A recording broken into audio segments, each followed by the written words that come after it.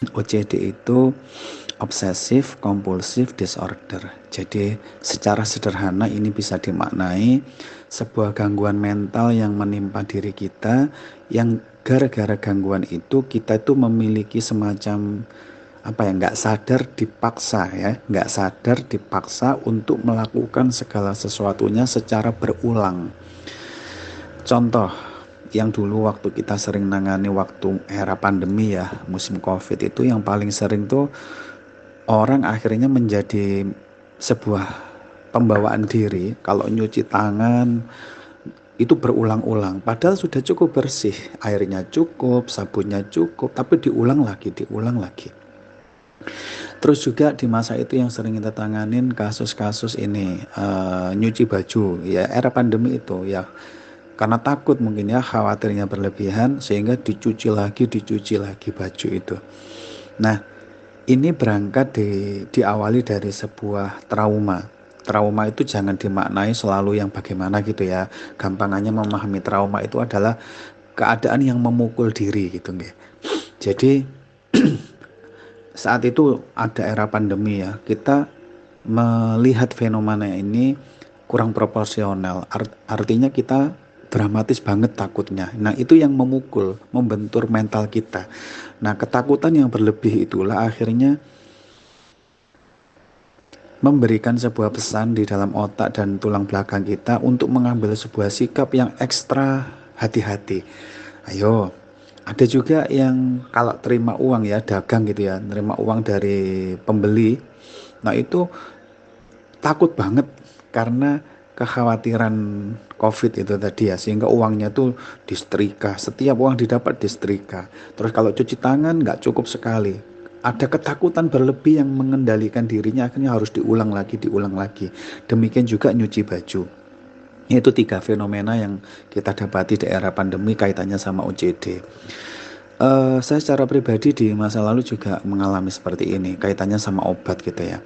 Saya tuh kan takut banget kalau sampai seandainya sakit, lantaran sakit itu nggak bisa beraktivitas, nggak bisa melakukan kegiatan ya.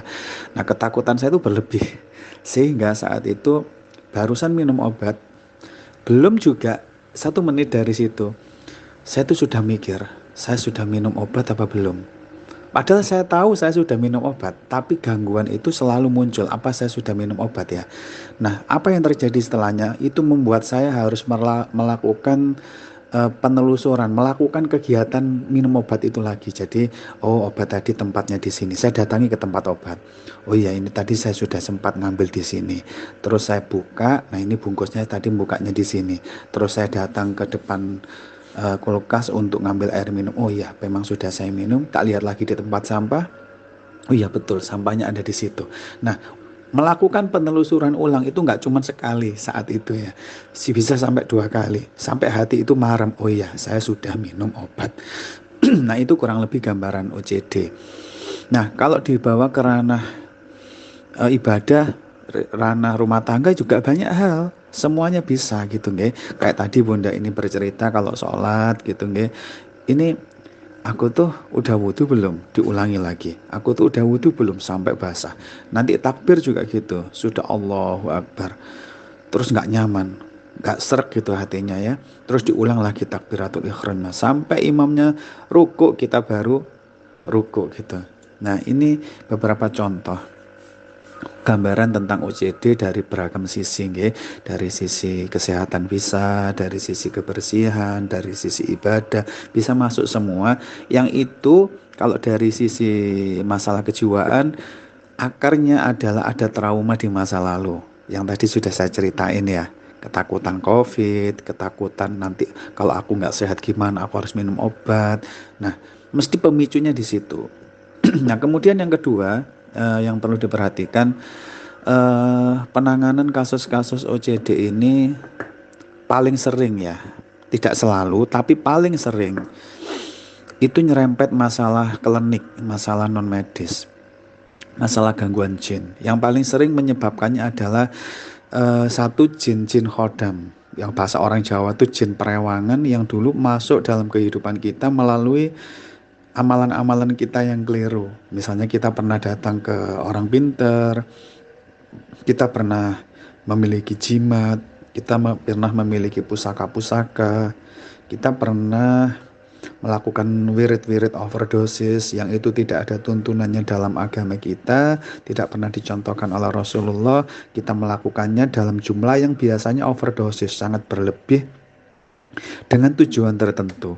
Misalnya bacalah uh, sholawat 4444 kali agar kau bisa begini. Nah, itu cirinya, amalan-amalan yang berpotensi mengundang hadirnya jin khodam. Nah, seiring waktu kita udah nggak melakukan itu lagi, entah karena taubat, entah karena kita sudah terlupakan oleh waktu. Nah, namun jin khodam itu masih ada dalam jiwa kita. Nah, itu sering menjadi pemicu OCD. Terus kemudian yang kedua, jin-jin yang masuk dari kemaksiatan kita, yang bisa masuk datang dari drama Korea, masuk datang dari gadget kita tuh, dari video porno, gambar-gambar porno, dan berbagai macam bentuk kemaksiatan kita yang lain gitu ya, yang suka marah-marah sama anak, suka banggel-banggelan sama suami, sama orang tua. Nah, beragam bentuk kemaksiatan yang itu dalam tanda kutip ya, sifatnya membelenggu. Artinya bukan satu dua khilaf dalam kemaksiatan, sekali dua kali tidak, tapi menjadi belenggu yang menjadi kebiasaan. Dan itu menjadi pertanda kuat masuknya gangguan jin itu dari situ. Nah, coba ini hanya sekilas ya, karena nggak membahas khusus tentang OCD, dievaluasi dulu akar masalahnya.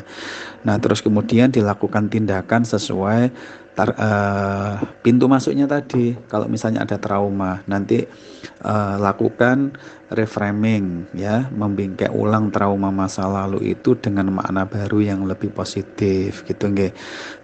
Terus kemudian kalau memang itu kaitannya sama kesalahan diri kita masa lalu, kesalahan orang lain yang membuat kita sakit hati, perlu ditambahkan terapi forgiveness, memaafkan diri sendiri, memaafkan orang-orang yang pernah melukai kita di masa lalu.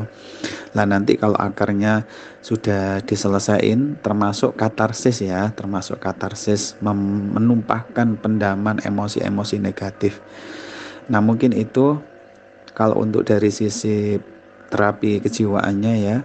Terus kemudian nanti dilakukan terapi Al-Quran kalau kaitannya sama gangguan non medis. Namun kalau untuk kasus jin khodam, jin-jin yang masuk dari maksiat, itu harus ada pemutusan akad ya, MUU, hubungan kerjasamanya diputus dulu gitu. Kurang lebihnya mengandung dua hal. Satu, bertaubat kepada Allah dari semua kekeliruan kita di masa lalu yang berpotensi ngundang setan masuk. Yang kedua, berikrar bahwasanya kita sudah berlepas diri dari semua setan yang menyebabkan gangguan OCD itu. Nah, setelah itu dilakukan terapi ruqyah secara mandiri, nanti selesaiin. Insya Allah dengan cara seperti ini Allah akan mengangkat permasalahan OCD kita. Gitu nggih. Pun karena ini cuman voice note sebagai pengantar seperti itu ya, semoga Allah mudahkan bunda yang bertanya ataupun ayah bunda lain yang mengalami gangguan obsesif kompulsif disorder ataupun permasalahan-permasalahan kehidupan yang lainnya. Oke, sedemikian. Assalamualaikum warahmatullahi wabarakatuh. Oh iya, mohon maaf banget, tambahkan sedikit tadi kan itu karena gangguan ketegangan di otak. Kalau diperiksa akan kelihatan banget. Seperti halnya kemarin yang sudah kita sampaikan di voice note sebelumnya, biar tidak tergantung dengan obat-obatan kimia, tambahkan terapi ini ya, serbuk buah pala itu. Jadi 1,5 sendok makan serbuk buah pala itu dicam ya, dimasukkan air panas 200 ml, biarkan sampai hangat atau dingin, nanti setelah itu disaring, kemudian bisa ditambahkan jeruk nipis, tambahkan madu untuk meminumnya. Lakukan itu selama pemulihan OCD ini sehari 2 kali, pagi sama malam 1 jam sebelum tidur itu nggih. Insya Allah nanti ini bikin ketegangan-ketegangan yang ada di otak, otot-ototnya, saraf-sarafnya menjadi lebih tenang ya, sehingga nanti lebih mudah, lebih kondusif untuk melakukan terapi psikis maupun terapi Al-Qur'annya. Nggih, demikian, ngapunten sangat. Assalamualaikum warahmatullahi wabarakatuh.